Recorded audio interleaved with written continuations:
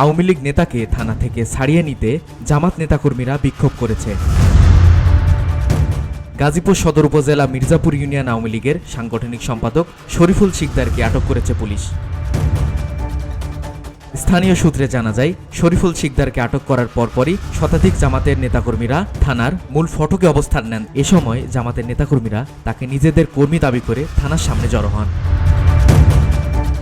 শুক্রবার রাত ৮টার পর গাজীপুর সদর উপজেলার জয়দেবপুর থানার সামনে এই ঘটনা ঘটে।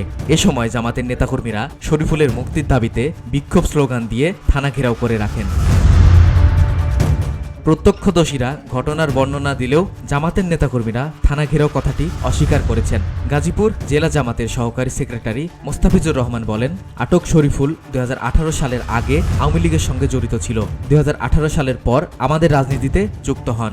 আওয়ামী লীগের দলে যোগ না দেওয়ার কারণে আওয়ামী লীগ তাকে পুলিশের হাতে ধরিয়ে দিয়েছে এবং এই বিষয়ে কথা বলার জন্য জামাতের স্থানীয় নেতাকর্মীরা থানায় গিয়েছিল।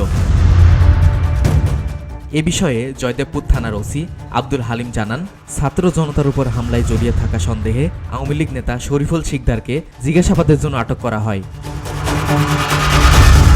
VOD Bangla news desk.